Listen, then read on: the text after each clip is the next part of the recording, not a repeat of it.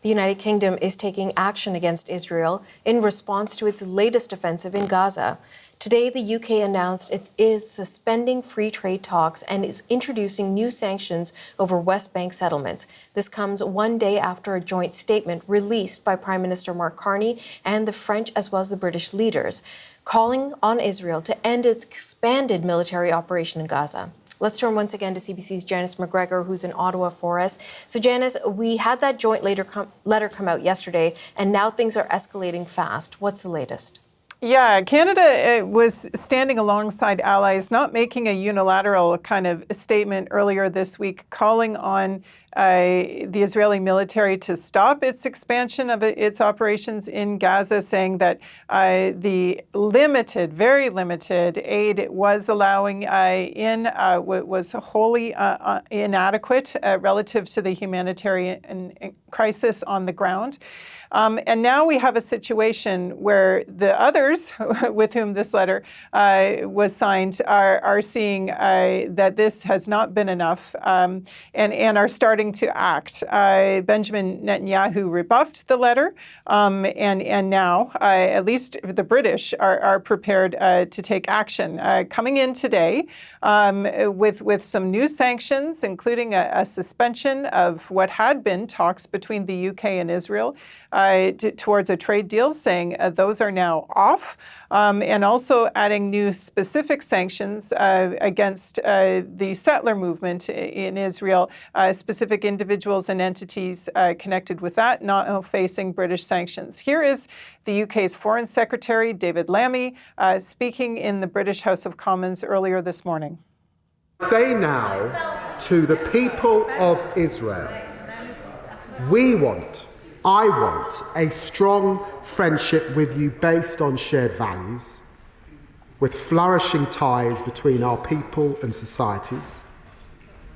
We are unwavering in our commitment to your security and to your future, to countering the very real threat from Iran, the scourge of terrorism, and the evils of anti-Semitism. But the conduct of the war in Gaza is damaging our relationship with your government. Yeah. They've been trying to kind of walk a line with Israel to make it clear that they do respect its right to defend itself from attacks by Hamas, but at the same time trying to get the message through that the humanitarian crisis is unacceptable, and saying now that they are imposing these sanctions because they are trying to put pressure on Israel to stay at the table, to negotiate a ceasefire, and to come up with some kind of a framework for a lasting peace. From France's perspective, we know that French President Emmanuel Macron has signaled an openness to taking action as well. He was one of the leaders in the diplomatic efforts, even signaling that France could recognize Palestinian statehood as early as next month.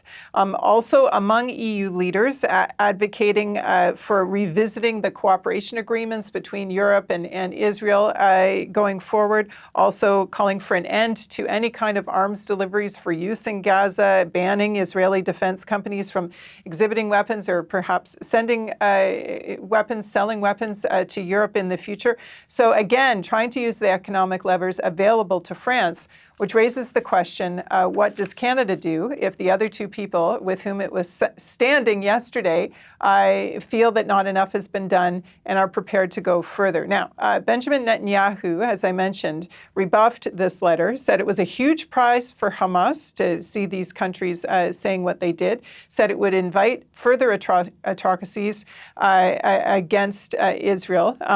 We had a statement from Hamas, which I'll note is a listed terrorist organization in Canada.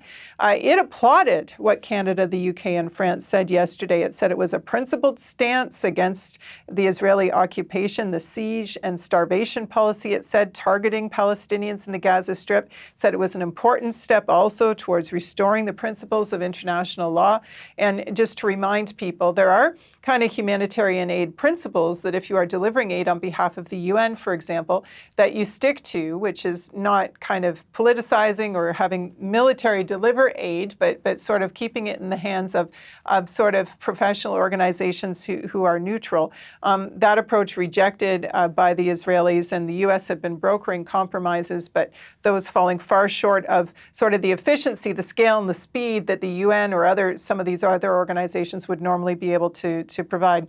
Donor countries that normally bankroll those kind of humanitarian efforts also wrote a separate letter signed by 22 foreign ministers, including Canada's yesterday, and other European organizations condemning this new model for delivering aid, saying the Palestinian territory shouldn't be reduced or subjected to demographic change. We saw Anita Anand, Canada's foreign minister herself, emphasizing this in a social media post yesterday, trying to balance the call for Hamas to release all the hostages with this resumption of urgent life-saving humanitarian aid.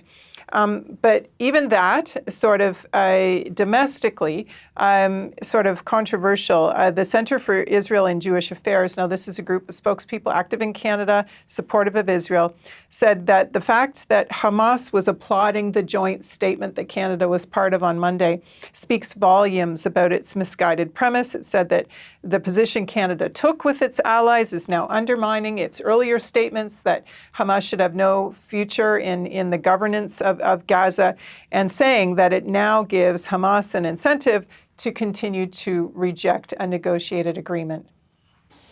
Janice, let's talk about how carefully worded everything is and needs to be, appropriately so, with this story from a political perspective. And so the reason for that being the new Prime Minister is under such a microscope about how he's going to be different than the previous Prime Minister, particularly on the Middle East file. What is his position going to be? So what are you seeing on that front? Yeah, even a small adjustment, needless to say, is closely scrutinized. We had that initial scrum by now Foreign Minister Anita Anand on Wednesday, where she was talking about how food should not be used as a political tool. And she mentioned how important it was to sort of acknowledge that there had been 50,000 people dead as a result of what she called Israel's aggression against the Palestinian and Gazan people.